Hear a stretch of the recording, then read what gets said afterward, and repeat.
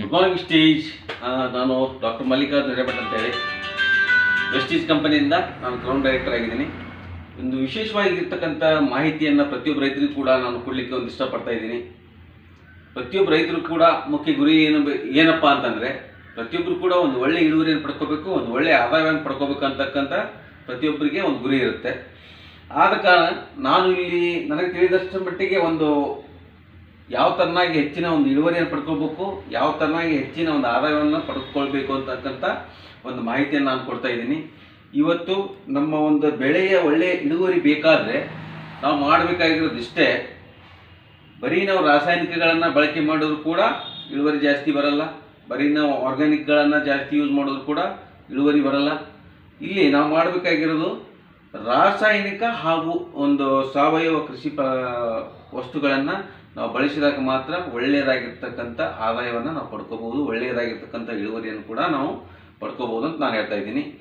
ಪ್ರತಿಯೊಬ್ಬರು ನಾವು ಏನು ಮಾಡ್ತೀವಿ ಅಂತಂದರೆ ಒಂದು ರಾಸಾಯನಿಕಗಳಿಗೆ ನಾವು ಫಾಲೋ ಮಾಡ್ತಾ ಇದ್ರೆ ರಾಸಾಯನಿಕಗಳನ್ನೇ ಫಾಲೋ ಮಾಡ್ತಾ ಹೋಗ್ತೀವಿ, ಒಂದು ಆರ್ಗ್ಯಾನಿಕ್ಗಳನ್ನು ಫಾಲೋ ಮಾಡ್ತಾ ಇದ್ರೆ ಆರ್ಗ್ಯಾನಿಕ್ಕನ್ನೇ ಫಾಲೋ ಮಾಡ್ತಾ ಹೋಗ್ತಾ ಇರ್ತೀವಿ.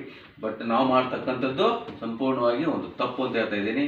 ಯಾಕೆಂತಂದರೆ ನಮ್ಮ ಭೂಮಿಗೆ ಬೇಕಾಗಿರ್ತಕ್ಕಂಥದ್ದು ಒಂದು ರಾಸಾಯನಿಕ ಕೂಡ ಬೇಕು, ಅದ್ರ ಜೊತೆಗೆ ಒಂದು ಆರ್ಗ್ಯಾನಿಕ್ ಪ್ರಾಡಕ್ಟ್ಗಳು ಕೂಡ ಬೇಕು.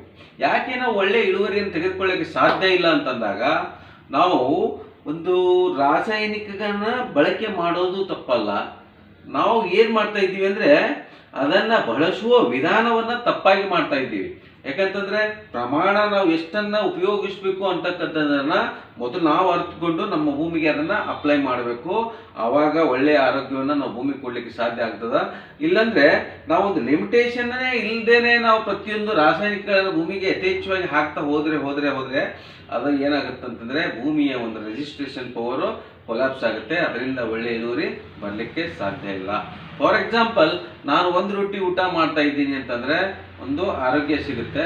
ಅದೇ 10 ರೊಟ್ಟಿಯನ್ನು ಊಟ ಮಾಡಿದ್ರೆ ಯಾವ ರೀತಿ ಒಂದು ಅನಾರೋಗ್ಯ ಬರುತ್ತೆ, ಅದೇ ಥರನಾಗಿ ಭೂಮಿಗೂ ಕೂಡ ಒಂದು ಆರೋಗ್ಯ ಅಂತಕ್ಕಂಥದ್ದು ಇರುತ್ತೆ. ಅಲ್ಲಿ ನಾವೇನು ಮಾಡ್ತಾ ಇದ್ದೀವಿ, ಸ್ವಲ್ಪ ಪ್ರಮಾಣ ಕೆಮಿಕಲ್ ಕೊಡೋದ್ರ ಬದಲಾಗಿ ಇವತ್ತು 5 ಚೀಲ 10 ಚೀಲ ಎಷ್ಟೋ ಬ್ಯಾಗ್ಗಳನ್ನು ನಾವು ಹೆಚ್ಚಿಗೆ ಹಾಕಿ ಇವತ್ತು ನಮ್ಮ ಭೂಮಿಯಿಂದ ಆರೋಗ್ಯವನ್ನು ನಾವು ಕೆಡಿಸ್ತಾ ಇದ್ದೀವಿ. ಅದಕ್ಕಾಗಿ ನಾನೊಂದು ಈ ವಿಡಿಯೋನ ಮಾಡ್ತಾ ಇದ್ದೀನಿ. Thank you. Wish you well.